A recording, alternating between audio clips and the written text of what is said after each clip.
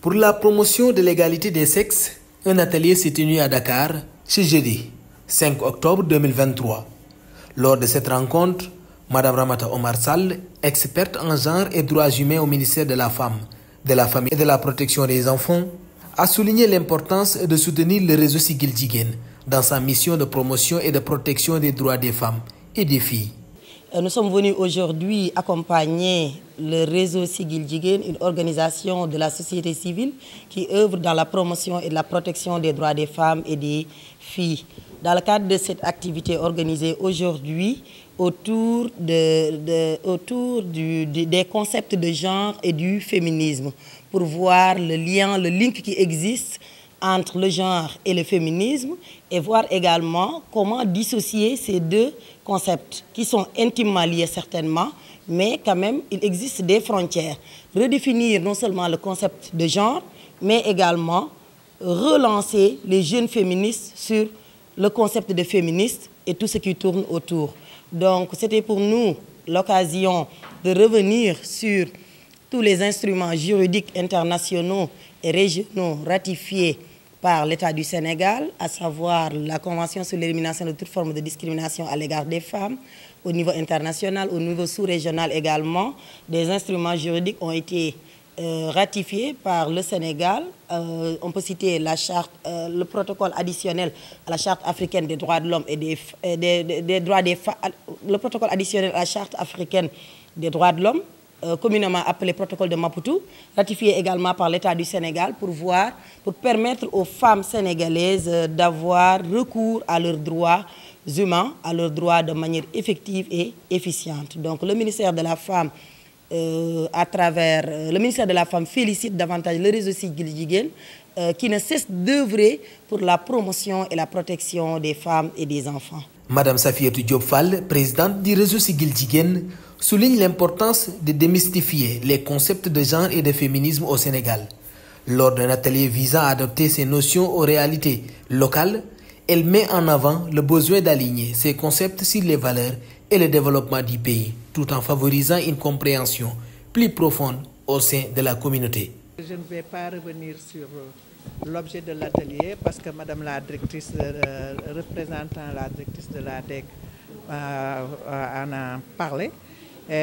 Comme vous l'avez constaté, dans notre pays, nous vivons un moment crucial où la question des concepts genre et féminisme vraiment nécessite que le mouvement féministe et féminin et tous les militants de droits humains s'y mettent pour expliquer au peuple, aux communautés, exactement ce que signifient ces concepts, mais aussi vraiment de travailler à adapter ces concepts à nos valeurs, à nos niveaux de compréhension, à nos niveaux de développement, à nos niveaux de besoins. Parce que ce sont des concepts qui ont été élaborés, mais c'est pour toutes les communautés humaines.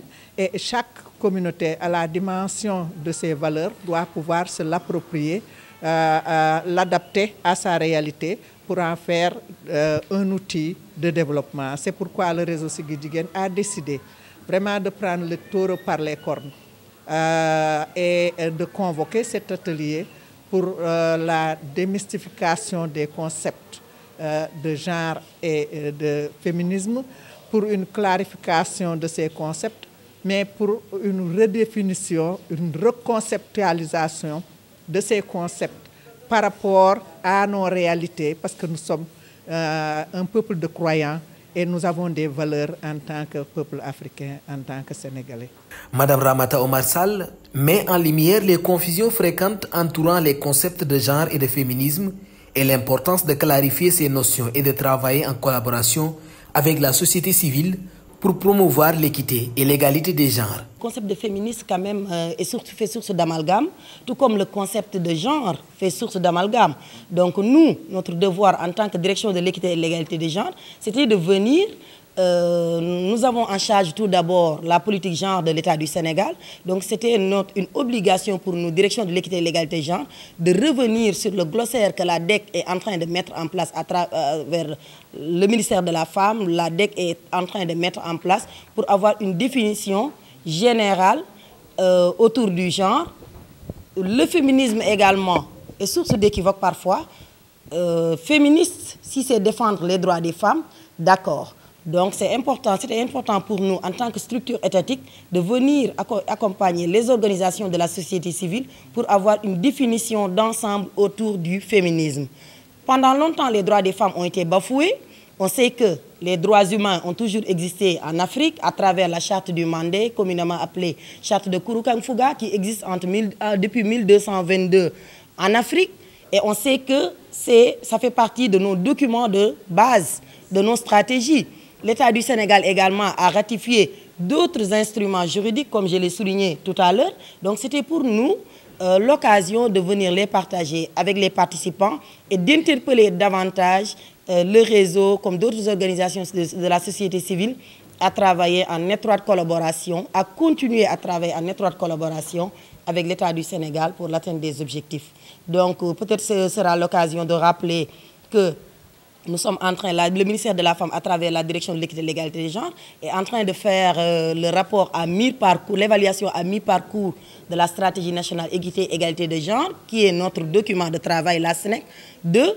Donc c'est important qu'on puisse partager avec les parties prenantes les résultats et s'approprier de ce concept de genre pour éviter tout amalgame qui est en train d'être fait autour de ce concept. Madame Safiatou Diop Fall, quant à elle, souligne l'importance d'adapter les concepts internationaux tels que le genre et le féminisme à la réalité locale. Elle explique que ces notions, bien que distinctes, se croisent et se complètent et appelle à une meilleure compréhension de ces concepts au sein de la communauté africaine pour favoriser leur appropriation et leur vulgarisation. Alors, vous m'avez posé la question à savoir quelle est la différence entre le féminisme et le genre. Oui, excellent, parce que effectivement, comme je viens de le dire, ce sont des concepts qui sont nés au plan international, comme on a souvent l'habitude de le dire. On pense globalement et on agit localement. Think globally and act locally. En général, dans le mouvement mondial, on se réunit et on pense globalement le développement. Mais chaque pays, chaque nation doit pouvoir s'approprier les concepts qui sortent de la communauté internationale et les adapter à leur réalité, ce que les Africains très souvent ne font pas. Et donc le concept féminisme et le concept genre, ce sont des concepts qui ont, à travers l'histoire, vraiment été utilisés, été conçus par des sociologues, anthropologues venant de l'Occident, mais aussi des sociologues, anthropologues venant de l'Afrique. Mais nous n'avons pas eu vraiment le temps de nous approprier ces concepts et vraiment de le vulgariser et que la communauté puisse véritablement comprendre de quoi il s'agit. Le genre et le féminisme sont tout à fait deux concepts différents, mais qui s'entrecroisent et qui se complètent. Madame Ramata Omar Sall met en lumière les mesures prises pour lutter contre les violences faites aux femmes au Sénégal. Elle mentionne un numéro d'urgence 116 pour signaler les cas de violence ainsi que la mise en place prochaine de centres holistiques de prise en charge des victimes de violences basées sur le genre. Pour les femmes dont leurs droits sont bafoués, le ministère de la Femme a mis en place des dispositifs. Il y a un numéro 116, c'est un numéro qui sert de dénonciation des situations de violence. La prise en charge juridique existe, la prise en charge sanitaire. Et le ministère également est en train de mettre en place des centres holistiques de prise en charge des femmes victimes de violences basées sur le genre. Le ministère y travaille avec les partenaires, avec les parties prenantes, la société civile, pour voir comment mettre en place un one-stop center, un centre d'accueil holistique de prise en charge des victimes de violences basées sur le genre, où il y aura des psychologues, cliniciens, des experts en matière sanitaire, des juristes qui pourront accompagner toute victime de violences basées sur le genre sur place pour éviter tout déplacement de victimes de violences basées sur le genre. C'est un projet qui est en cours et qui sera bientôt délivré. Donc ça fait partie des résultats phares du ministère de la Femme qui sont en train vraiment d'être véhiculés au sein du département. La présidente du réseau Siggil Jigéen, Mme Safiatou Diop Fall, évoque la différence entre le féminisme africain et occidental. Le féminisme africain cherche à revendiquer la place des femmes dans la sphère politique et le pouvoir dans un contexte de rétablissement de l'équilibre des genres. Maintenant, le féminisme africain par rapport au féminisme occidental, pour votre question, c'est que l'Occident, en utilisant la théorie féministe, a voulu vraiment mettre l'accent sur vraiment le mouvement féministe, la montée du mouvement féministe en Occident pour revendiquer les droits des femmes à un niveau extraordinaire, jamais soupçonné. Et ils ont utilisé ce qu'on appelle vraiment la théorie des grands chocs. Et ces femmes féministes occidentales ont eu à développer des mouvements très forts qui opposent en général l'homme et la femme vraiment dans un niveau de contradiction qui puisse véritablement leur donner satisfaction en tant que femme, mais dans une société individualiste où l'être humain vraiment se voit pour son propre plaisir et pour son propre développement au détriment de la communauté. Par contre, nous, Africains, vous savez, l'Afrique a été matriarcale. Et donc, nous avons hérité véritablement du patriarcat à partir de la pénétration coloniale et du formatage des consciences. Alors, nous avons eu un système patriarcal qui a voulu diviser l'homme et la femme, mais juste pour pouvoir mieux les assouvir et les exploiter. Et de ce point de vue, le